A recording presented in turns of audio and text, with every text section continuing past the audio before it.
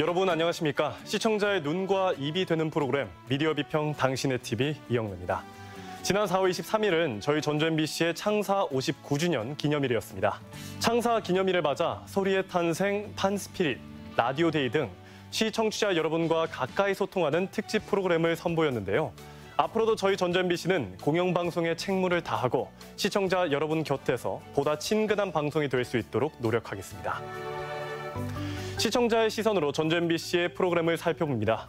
첫 번째로 만나볼 코너는 이달의 시청자위원회 시간입니다.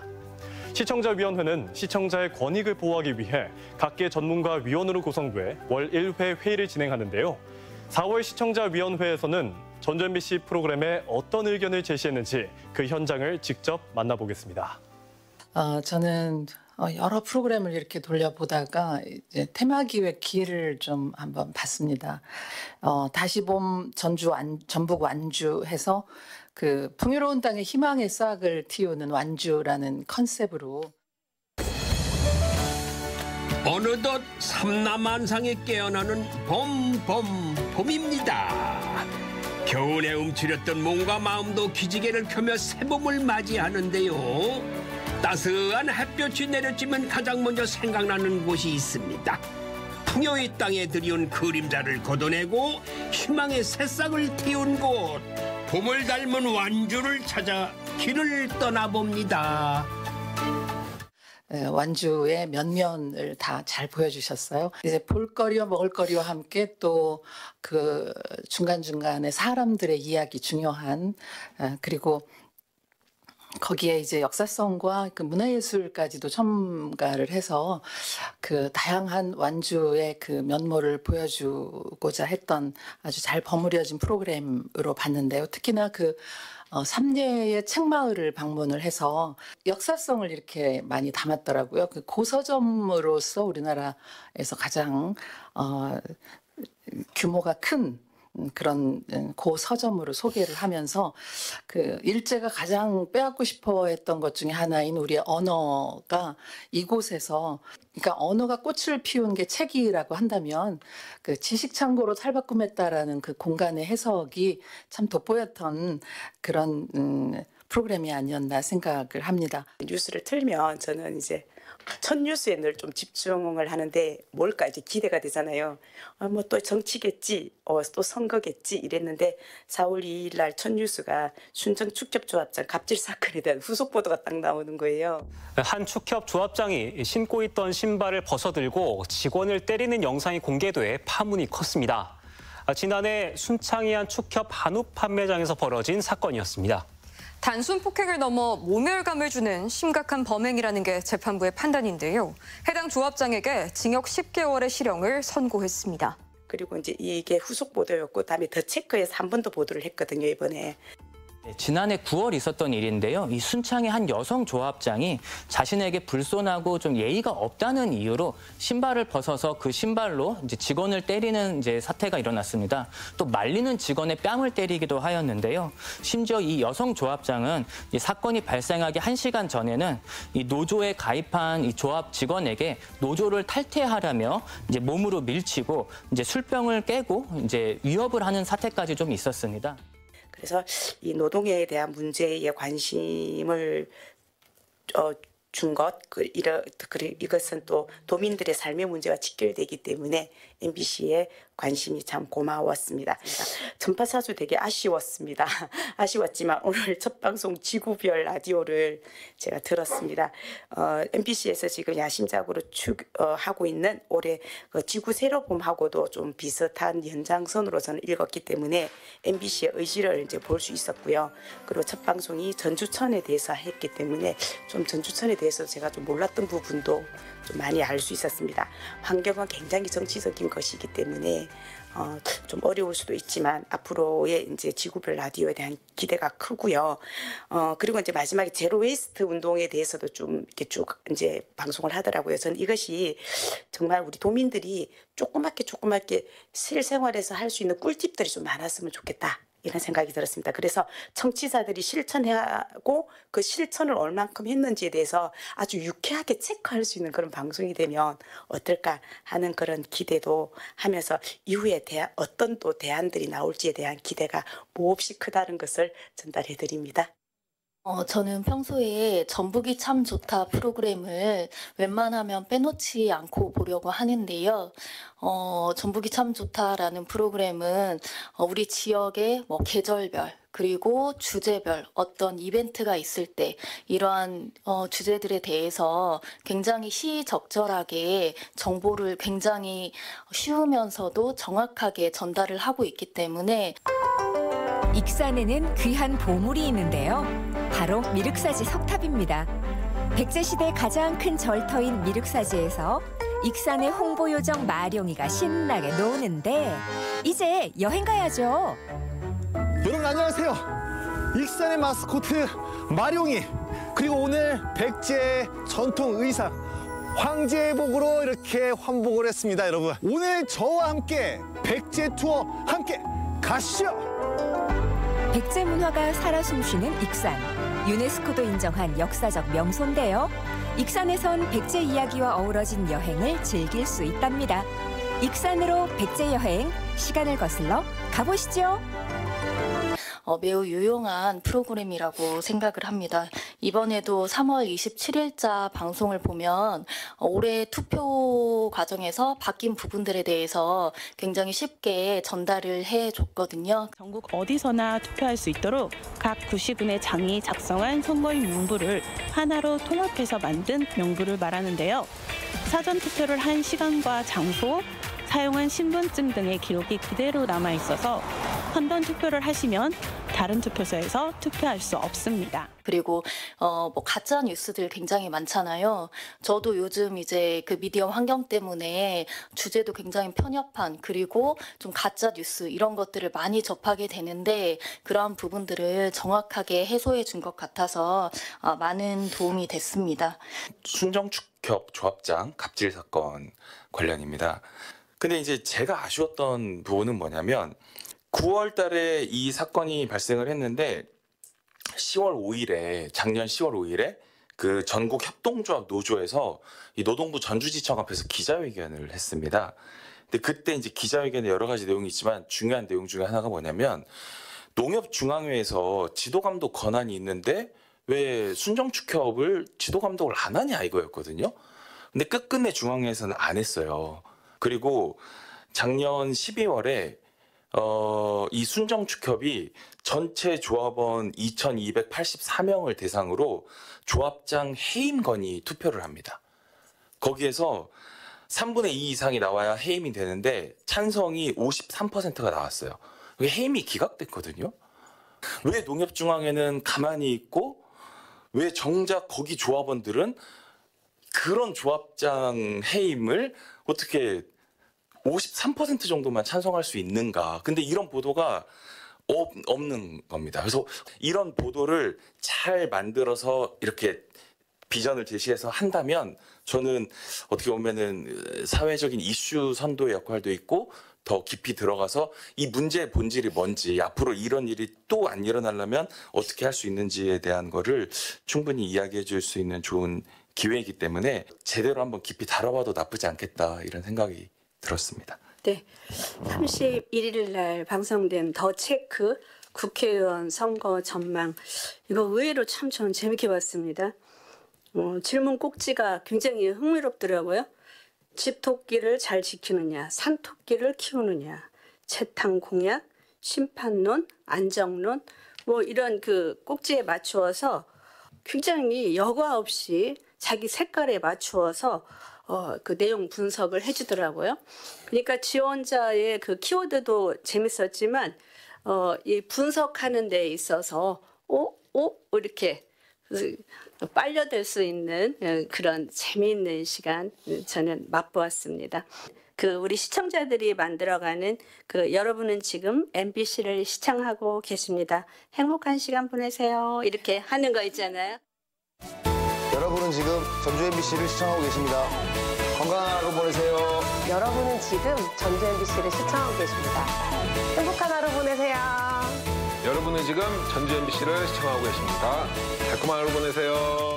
거기는 보면은 자신의 일터에서 정말 풋풋하고 신선하고 그리고 건강하게 그 자기가 이렇게 하고 싶은 대로 하거든요. 그래서 어떤 그냥 진부한 그 코너보다 그 행복한 시간 보내세요 할 때 이렇게 막 저도 에너지를 전달받는 그런 느낌이라서 그래 MBC는 우리의 참 친근한 친구야 라는 것을 느끼게 하거든요.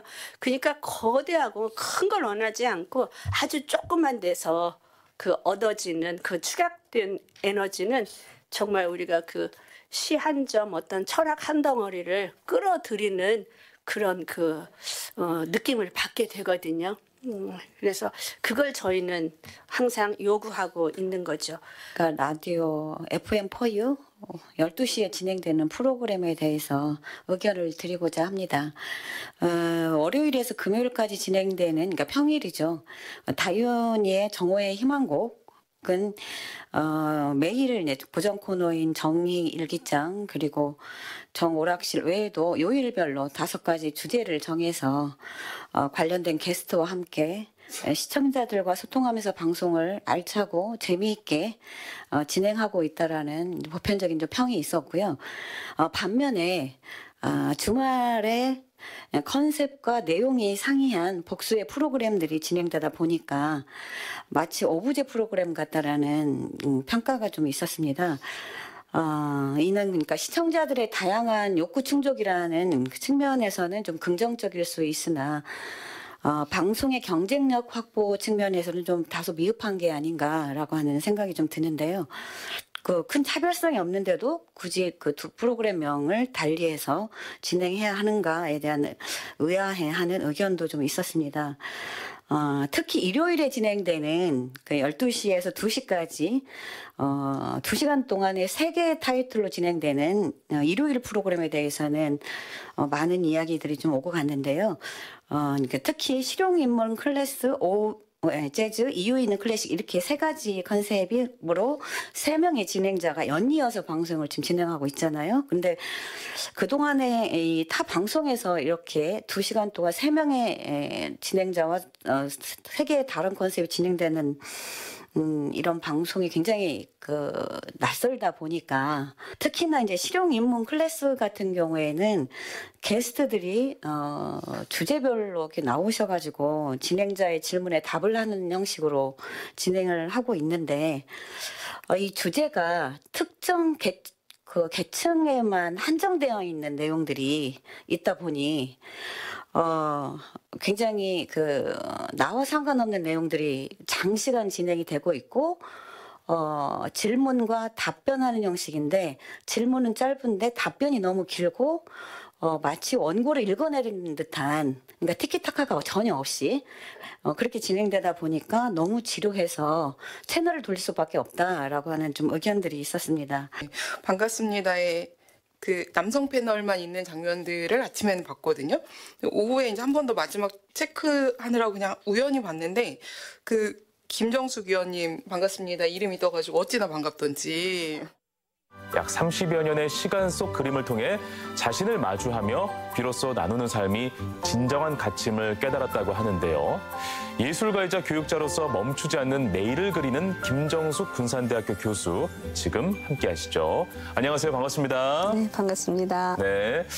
2024년 반갑습니다의 첫 번째 여성 패널이셨습니다. 그래서 너무 반가웠고 시청자위원회 의견을 들어주시는 느낌이 들어서 굉장히 감사했습니다.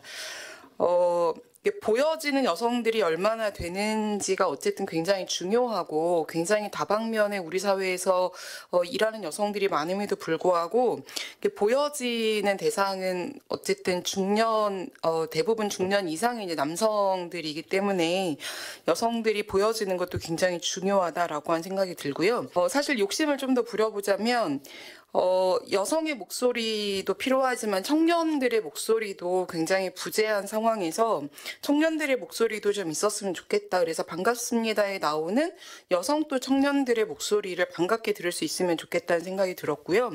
테마 기획 길 개인적으로는 저는 이게 좀 조화롭게 여러 분야가 구성되어 있다라는 느낌을 받았어요. 자연 경관도 나오고 역사 얘기도 나오고 문화예술 얘기도 나오고 사람 얘기, 먹거리 이렇게 청년 세대 이렇게 좀 여러 분야를 아울렀다라는 느낌을 받았는데 식탁에 올라오는 나물 가짓수로 봄이 왔다는 걸 알 수가 있는데요. 먹음직스런 반찬들을 보고 있자면 자연스레 군침이 돌기 시작하죠. 고서점의 역사를 이어가는 삼례책마을에는 10만여 권의 장소가 있는데요. 책장을 빼곡히 채운 책들 사이에서 시작된 이 보물찾기. 이 중 나와 맞는 책을 찾는다면 새로운 나를 만날 수 있을 것만 같았습니다. 여러분도 이곳에서 나만의 보물을 찾아보시면 어떠실까요? 우리 지역 사는 사람으로서는 이제 그 프로그램을 보고 여기 가보고 싶다라는 마음을 들게 만드는 효과도 있겠지만 익히 알고 있던 장소였는데 내가 모르던 이런 역사적인 유래가 있었네? 이런 공간도 있었나? 그런 면도 있었구나. 이렇게 새롭게 방송을 통해서 배우게 되는 측면도 있다고 생각하거든요. 그래서 가서 눈으로 볼 수 있는 면 말고 또 가도 눈으로 볼 수 없는 면들도 방송에서 같이 다뤄주시면 뭐 역사라든지 아까 말씀하신 그런 것들이 조금 더 교양 측면에서는 저는 개인적인 취향일 수 있겠습니다만 더 좋게 보여서 이번 완주편은 더 재밌게 봤습니다. 특별자치도 이야기랑 같이 좀 연결해서 말씀을 드려보면 특별자치도가 이제 출범한 지 3개월이 지났는데 뭐 그냥 일반 시민의 입장에서는 무엇이 변하는지 어떻게 변하게 되는지에 대해서 잘 체감하기 어려운 부분이 있습니다. 근데 뭐 이제 전라북도에서 그 MBC에서도 이미 지난 1월에 몇 가지 좀 우려되는 문제들에 대해서라든지 좀 심층적으로 보도를 해주셨었는데요. 전라북도 전북 특자도에서 특별자치도법에 이런 내용들이 담기고 앞으로 이런 것들이 될 겁니다라는 거를 몇 가지 이렇게 의제별로, 그러니까 분야별로 작년에 많이 이제 홍보했던 게 있었는데 좀 그런 각각의 의제들에 대해서 조금 더 어떤 내용이 담겨 있고 혹은 뭐 우려되는 지점들이 있진 않은지에 대해서 각각별로 좀 더 심층적으로 좀 다뤄질 수 있으면 좋지 않을까 하는 그런 의견이 있고 다정다감 프로그램을 이제 MBC에서 지금 제작해서 좀 계속해서 프로그램 방영을 좀 하고 있는데 굉장히 좋은 프로그램입니다. 그 전년도까지만 해도 이 프로그램이 우리 지방에서만 제가 방영이 됐었는데 이게 이 프로그램 좋다라고 하는 게 소문이 나가지고 전국 방송으로 이게 발전됐거든요. 그래서 일요일 날 10시로 이제 방영 시간이 조정됐는데 전국에서 볼 수 있습니다. 뭐 이런 부분에 이제 전주 MBC가 참 나름대로 큰 기여를 좀 하고 있다라고 생각합니다. 그래서 뭐 이런 부분에 대해서는 정말 박수를 좀 쳐드리고 싶고요. 앞으로 뭐 저희 다양한 부분에 있어서 다문화 관련된 이민자에 관련된 부분, 소외계층에 관련된 다양한 어떤 보도들을 좀 더 살펴봐가지고 뭐 좋은 의견들을 개진할 수 있도록 하겠습니다. 시청자 위원들의 의견 잘 들었습니다. 시청자 위원회에서 다루지 못한 다양한 의견이 있으시다면 전주 MBC 홈페이지 시청자 게시판에 남겨주시기 바랍니다.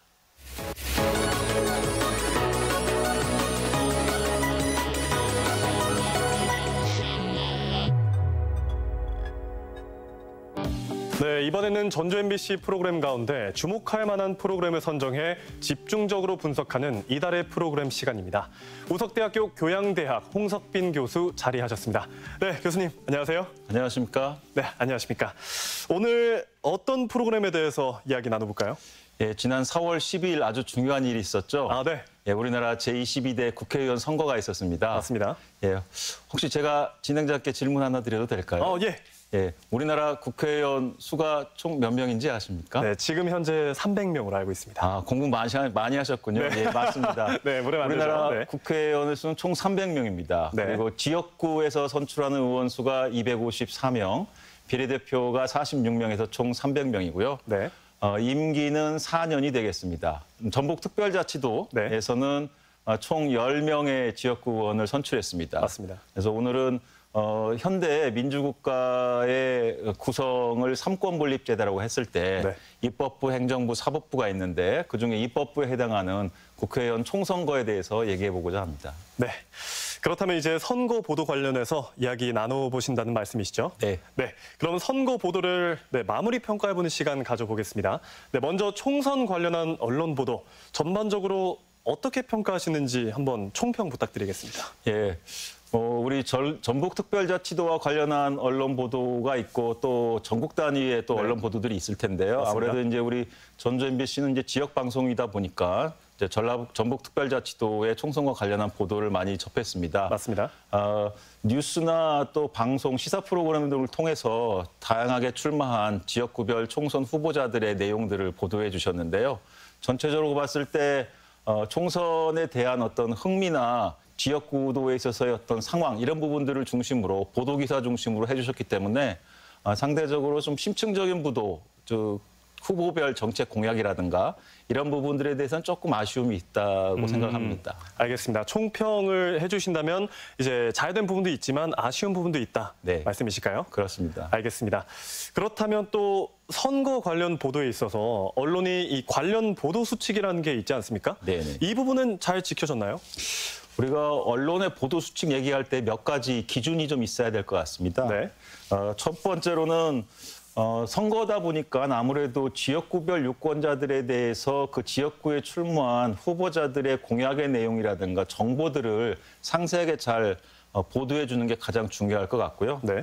두 번째로는 후보들의 선거운동 활동이라든가 이런 부분에 있어서 방송과 언론이 잘 감시 역할을 해주는 소위 옴부즈맨 역할이나 또 내부 고발자 역할 이런 부분들에 대한 감시자 역할을 충실히 했느냐라는 기준이 있을 수 있겠습니다. 네. 마지막으로는 결국 방송과 언론은 여론을 잘 수렴해서 공론의 장인 선거와 관련해서 여러 가지 시청자들이나 청취자들의 여론이 잘 형성돼서 그 여론 하에서 훌륭한 후보들을 선발할 수 있도록 선택할 수 있도록 그런 기초적인 토양을 좀 만들어줄 필요가 있다는 측면에서 공론 형성을 위한 장애 역할을 충실히 했냐 이런 부분들이 있겠습니다. 또 정리를 하자면 그렇다면 각 유권자의 이 공약에 대한 정확한 전달 그리고 감시자로서의 역할 그리고 이 여론을 공론화하는 역할이 방송사가 가져야 되는데 그렇다면 그중에서 가장 큰 문제는 뭐였다고 보십니까?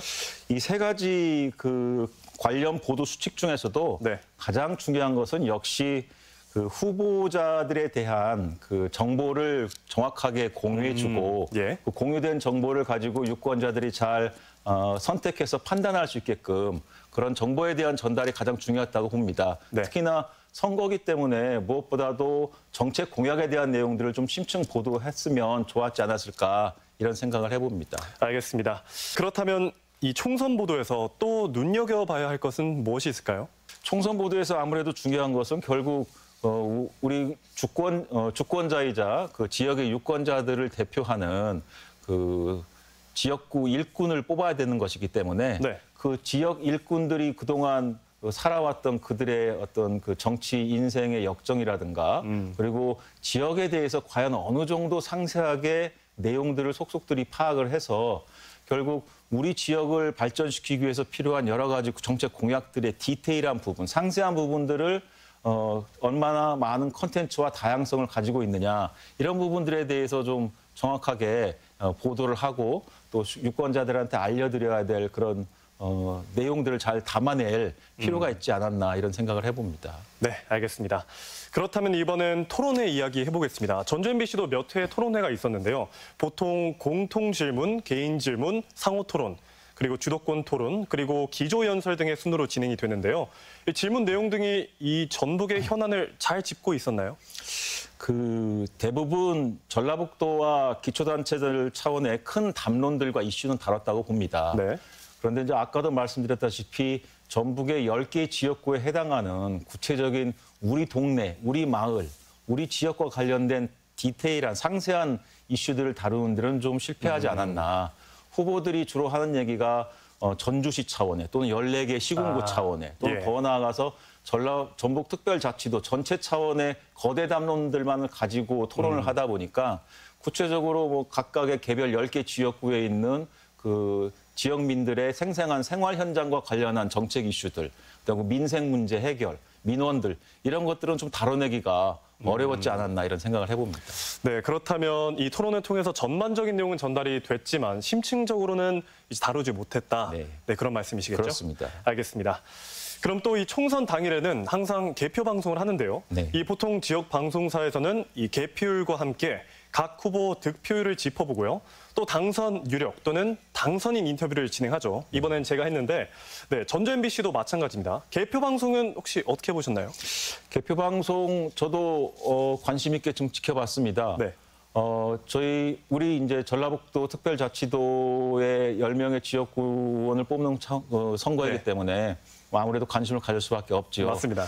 다만 이제 개표 방송에 있어서도 이제 득표율 또는 그 투표율 이런 위주로 이제 개표 방송을 할 수밖에 없던 이제 그 한계는 인정하는데 결국에 이제 그 후보가 이제 획득한 투표율과 선거 구도 이런 것들 중심으로 이제 개표 방송을 진행하다 보니까 조금 흥미는 있긴 합니다만은 그러면은 저 후보가 저 득표율을 얻을 수밖에 없는 구조적인 원인 그리고 과연 저 사람이 어떤 일을 해왔기 때문에 저런 정도의 선거율 또 득표율을 얻느냐 이런 부분들에 대한 심층 분석은 좀 없고 좀 보도 중심의 그런 내용이어서 좀 아쉬운 면도 있었습니다. 아 그렇군요. 그러면 추가로 그 이번에 그 선거 방송에서 전주 MBC는 이 전북에 연고를 둔 이제 타 지역 후보들에 대해서도 분석을 했는데 혹시 그 부분은 혹시 어떻게 보셨을까요? 자유롭게. 이번에 최종 결과를 보니까 전북에 연고를 둔 타 지역 당선자들, 뭐 지역구를 포함해서 비례대표 포함해서 한 26명 정도 되는 것 같습니다. 그 26명이기 때문에 많아서 다는 못했지만 새롭고 참신한 시도라는 좀 느낌이 들었어요. 왜냐하면 이 전북의 지역구 10명의 국회의원들이 해줄 역할들이 기본적으로 중요하지만 사실 국회의원이라는 신분이 이중적인 지위가 있거든요. 맞습니다. 지역구 의원으로서의 지역구 현안을 챙기고 지역 발전을 위해서 노력해야 될 부분들도 있지만 헌법기관, 소위 중앙정치인으로서 중앙에서 법률안을 다루고 법률을 만들고 바꾸는, 제정하고 개정하는 여러 역할들을 해줘야 되기 때문에 결국에는 전라북도 특별자치도가 향후 지난 1월 18일 날 출범한 이래 앞으로 여러 가지 해야 될 특례 조항 개정 사항들이 많습니다. 그런 부분들까지 감안을 했을 때 전북의 10명의 지역구 의원들 외에도 이 26명의 연고가 있는 당선자들이 후방 또는 측방 지원을 해주는 역할이 굉장히 중요하거든요. 따라서 그런 타 지역에는 있지만 연고로 인해서 당선된 국회의원들에 대해서 방송에서 다뤄졌다는 것은 굉장히 이들을 전라북도 특별자치도의 발전을 위한 차원에서 우군으로 만들 수 있는 그런 어떤 일종의 바둑으로 치면 포석을 좀 한다고 할까요? 그런 효과가 있어서 제가 보기에는 참 좋은 어떤 구성이었다, 기획이었다 이렇게 판단이 됩니다. 네, 알겠습니다. 네, 유권자들의 판단에 도움을 주는 보도를 하고 지역방송의 선거 보도가 안고 있는 문제점들을 개선하기 위한 방안 무엇인지 말씀 부탁드립니다. 보통 총선거가 있게 되거나 또 이제 우리가 2년 후에는 또 지방자치단체 선거가 있고요. 또 3년 후에는 대통령 선거가 있는데 지방의회 그리고 중앙의회 또 더 나아가 행정부 구선거 같은 이런 거대한 선거들이 있을 때는 사전에 유권자들이 큰 관심을 갖지 않다가 이제 선거가 임박해서 언론을 통해서 유권자들로부터 주의를 환기하고 관심을 갖게 되는 경우가 많습니다. 그런데 아까도 말씀드렸다시피 이 경마식 보도를 할 수밖에 없는 방송사나 라디오가 갖고 있는 어떤 구조적인 제약과 한계를 감안을 했을 때 선거라는 것이 일정이 딱 정해져 있기 때문에 한참 전부터 좀 사전에 여유를 가지고 방송 편성들을 통해서 시사 프로그램이나 기타 다양한 뉴미디어들을 통해서 시청 취자들의 주의를 환기하고 지속적으로 해당 지역구나 관련 선거 정보를 안내할 수 있다고 하면 유권자들로 하여금 자기 지역의 일꾼을 뽑는 데 있어서 보다 정확한 선택이 가능하겠고요. 그럼에 따라서 우리가 어떤 그 선거에 임박해가지고 일어나는 소위 바람몰이 선거에 따라서 묻지마 투표를 행하거나 아니면 핵심이라고 할 수 있는 정책이나 이슈를 놓고 후보자를 판단하는 것이 아니라 부차적이고 주변적이고 지역적인 부분을 가지고 감정에 따라서 유권자를 선택하는 그런 오류를 제어하거나 범하지 않게 만들 수 있다는 측면에서 사전에 여유를 가지고 편성을 해서 이런 선거 관련한 다양한 프로그램들을 통해서 유권자들로 하여금 사전에 선거에 접할 수 있는 기회들을 마련해 주는 것이 굉장히 필요하고 중요하지 않을까 이렇게 생각을 해봅니다. 네, 그렇다면 마지막으로 이 시청자들에게 못하신 말씀이 있다면 혹시 추가로 말씀 부탁드릴까요? 네, 정치, 특히나 이제 총선과 같은 중대한 선거에 있어서는 사실 시청자들이 우리 전북특별자치도에서는 이번 선거와 관련해서 제 개인적인 생각은 참거리가 부족한 선거였다는 생각이 좀 듭니다. 따라서 전북특별자치도의 미래 발전을 위해서라도 새로운 정치 신인들한테 어떤 다양한 선택의 기회의 장이 열리는 그런 것들을 제 정당들, 여러 정당들이 관심을 가지고 사전에 정치 신인들, 새로운 정치인들, 유능하고 실력 있고 도덕적인 정치인들을 발굴할 수 있는 그런 여러 가지 교육 훈련 관련한 활동들을 좀 해주셨으면 하는 바람이고요. 또 이번에 이제 또 당선됐던 그 10명의 당선자들에게도 바라는 것은 나폴레옹이 이런 말을 했다고 그래요. 정치인은 희망을 파는 상인이다. 그런데 사실 우리 전북특별자치도 그동안 많은 부분에서 작년에 잼버리 파행 사태라든가 또 새만금 SOC 삭감 문제 여러 가지 도민들 입장에서 보면 참 속상하고 우울한 일들이 많았는데 이번 이제 22대 국회에서는 정말로 절망과 실망이 아니라 정치를 잘 복원해서 지역 정치나 중앙 정치나 활동 잘 하셔가지고 전북특별자치도의 발전, 전북 경제와 사회의 제도약에 큰 기여를 하는 그런 희망을 파는 상인이자 정치인들이 되셨으면 하는 개인적인 바람 갖고 있습니다. 알겠습니다. 지금까지 우석대학교 교양대학 홍석빈 교수였습니다. 오늘 말씀 고맙습니다. 감사합니다.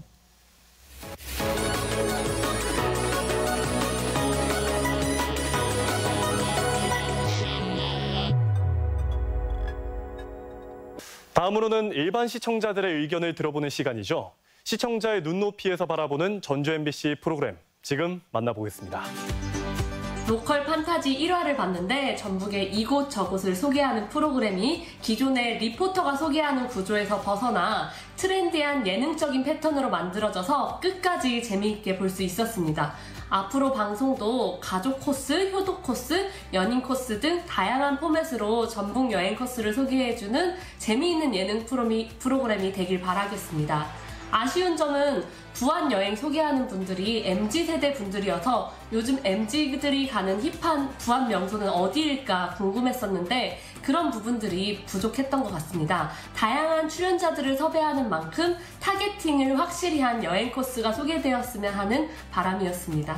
네, 1시간 정도 되는 프로그램에 완주에 대한 경치, 맛, 문화 등 정보를 모두 확인할 수 있어서 굉장히 유익한 시간이었습니다. 이미 알고 있던 공간에 대해서는 역사적 사실을 알 수 있어서 좋았는데요. 대둔산이 동학농민운동과 관련이 있는 공간이고 삼례문화예술촌, 비비정이 일제강점기와 관련된 역사적 공간이라는 사실이 알게 돼서 새로웠습니다. 또 새롭게 알게 된 공간은 외국에서만 수확하는 줄 알았던 레몬을 완주에서도 재배한다는 것이었습니다. 제가 기회가 된다면 농장에 방문해서 레몬도 구입하고 레몬으로 만든 청과 베이커리 체험도 있다면 경험해보고 싶습니다. 유익한 점이 많은 프로그램이었지만 아쉬운 점 한 가지를 이야기하자면 삼례문화예술촌과 삼례책마을에 다양한 문화 콘텐츠가 있다고 들었는데 미술과 책 전시만 소개되어서 아쉬웠습니다.